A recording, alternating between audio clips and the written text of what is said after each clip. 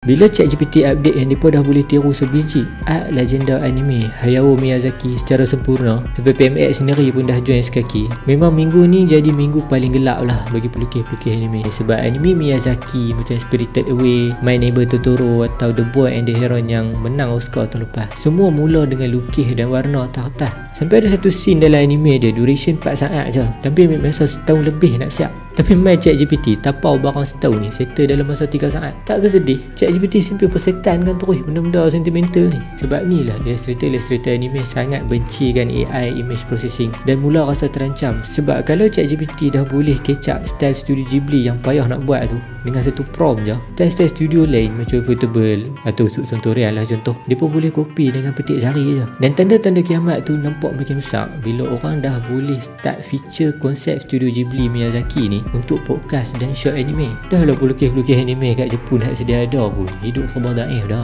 Contoh studio MAPPA yang buat Jujutsu Kaisen Zero dapat sale nak dekat 1 bilion ringgit seluruh dunia. Tapi animator mereka sendiri pun ada yang masih bawah gaji minimum. Kena pula overwork. Tiba-tiba main AI ChatGPT boleh salin kerja mereka dengan kuasa 4,000 kali lagi sekap. Cuma kalau ikut sejarah, setiap kali beralih teknologi, orang seni memang antara bangsa yang paling kesian lah. Sebab teknologi baru sentiasa datang dengan memudahkan hal-hal seni yang complicated jadi lagi cepat dan lagi murah. Ukiran Melayu dulu pakai tangan, bila datang mesin, tukang kayu pupus. Lukisan kanvas kemudian diganti dengan digital drawing. Sekarang AI timbul dengan drawing digital sekali kena lipat. Graphic designer, illustrator, animator, semua ni antara kerja-kerja yang dijangka akan pupus 10 tahun akan datang. So skill yang dulu dibayar mahal dah jadi makin murah. Kita ambil contoh macam ukiran Ronaldo yang muka macam SpongeBob ni. Harga upah dia $100,000 USD. Dengar macam mahal dah. Tapi bila compare dengan ukiran Michelangelo David dengan Sistine Chapel yang dibuat 500 tahun lepas, upah dua tu saja dekat 3 juta US dollar duit sekarang. Terang-terang payment dan hasil yang 500 tahun dulu lagi senonoh lah. Maka apa yang boleh disimpulkan, tahun berganti tahun, evolusi teknologi akan tetap makan periuk nasi ahli-ahli seni ni. Walaupun kualiti hasil seni tu sendiri makin lama makin tak cantik. Mau tak mau memang kena semilik dengan AI ni. Tapi real issue yang menjadi kemarahan illustrator dan juga animator sebenarnya adalah pasal hak cipta dan hak intelek. Sebab trend ChatGPT ni terang-terang boleh dikira plagiat